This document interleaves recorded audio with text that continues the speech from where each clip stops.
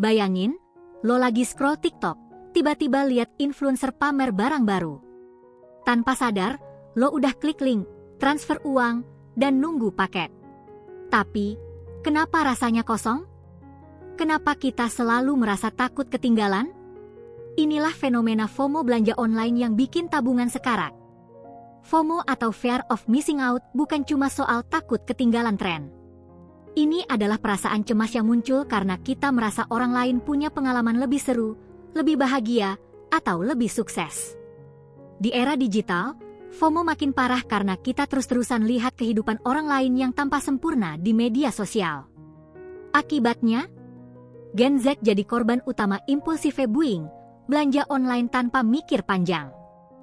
Fenomena ini udah ada sejak awal media sosial, tapi makin gila sejak 2020-an.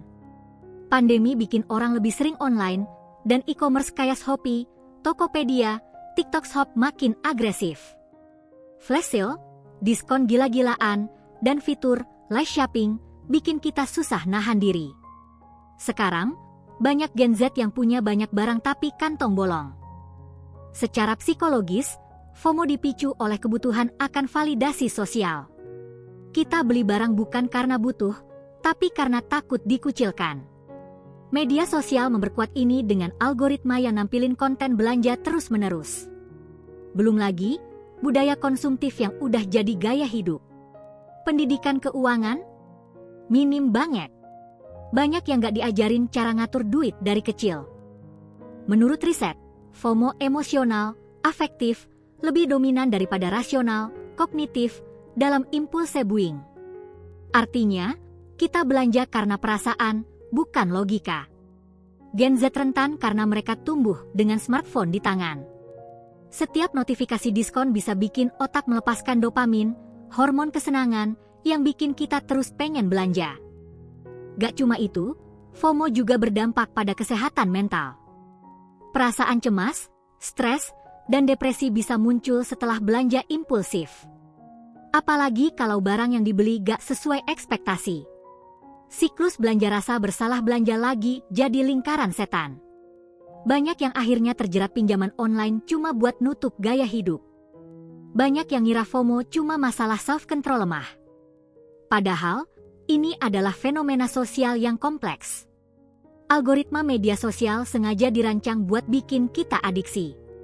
Iklan yang dipersonalisasi, notifikasi flash sale, dan testimoni influencer bikin kita merasa rugi kalau gak beli. Jadi, bukan cuma soal lo gak bisa nahan diri, tapi ada sistem yang memanfaatkan psikologi lo. Fakta sebenarnya, FOMO bisa dikendalikan dengan literasi keuangan dan kesadaran diri. Tapi, literasi keuangan di Indonesia masih rendah, apalagi di kalangan muda. Menurut data OJK, hanya 38% Gen Z yang punya pengetahuan keuangan dasar. Padahal, dengan pemahaman yang baik, kita bisa bedain kebutuhan dan keinginan, dan gak gampang terpengaruh FOMO. Dampak langsungnya, tabungan menipis, utang menumpuk, dan perasaan menyesal. Banyak yang rela memakai paylater atau pinjol cuma buat beli barang yang sebenarnya gak terlalu penting. Bahkan, ada yang sampai menggunakan dana darurat cuma buat ngejar diskon. Ujung-ujungnya stres mikirin cicilan dan pengeluaran yang gak terkontrol. Jangka panjang, kesehatan mental bisa terganggu. Kebiasaan belanja impulsif bisa jadi gangguan belanja kompulsif, termasuk dalam kategori gangguan kontrol impuls. Selain itu, masalah keuangan bisa berlarut-larut, mempengaruhi hubungan sosial dan karir. Gen Z yang seharusnya produktif malah terjebak dalam siklus konsumtif yang menghambat masa depan.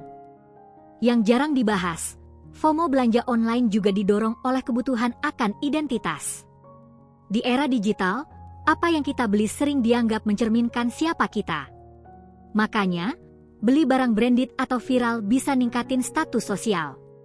Tapi, identitas yang dibangun dari konsumsi itu rapuh. Begitu barangnya ketinggalan zaman, kita merasa perlu beli lagi. Ini seperti lari di treadmill, gak ada habisnya. Data menarik, riset menunjukkan 70% Gen Z di Indonesia pernah belanja impulsif karena FOMO. Rata-rata pengeluaran bulanan untuk belanja online mencapai 30% dari pendapatan. Bahkan, 1 dari 3 Gen Z mengaku punya utang karena belanja online. Ini baru data yang tercatat, mungkin lebih besar lagi karena banyak yang nggak sadar. Publik mulai sadar. Banyak konten di TikTok atau YouTube yang bahas cara mengatasi FOMO. Tapi, ironisnya, algoritma tetap mendorong konten belanja. Ada juga komunitas seperti No Buy Here atau minimalis yang mulai populer. Tapi, masih banyak juga yang justru bangga dengan lifestyle boros dan pamer barang. Kontroversi muncul. Siapa yang bertanggung jawab? Apakah individu yang harus kuat, ataukah platform yang harus diatur? Beberapa pihak menuntut agar e-commerce memberikan peringatan soal dampak FOMO, seperti di kemasan rokok. Tapi, pihak e-commerce beralasan mereka hanya menyediakan pasar. Ini perdebatan yang belum selesai, mirip dengan regulasi media sosial. Contoh nyata, fenomena buy now, pay later yang booming. Banyak Gen Z tergoda dengan fitur ini, tapi akhirnya terjebak utang. Di luar negeri, ada gerakan spend less yang viral. Tapi di Indonesia, masih banyak yang belum paham. Ada kasus viral di mana anak muda harus jual motor demi bayar utang belanja. Ini pelajaran berharga.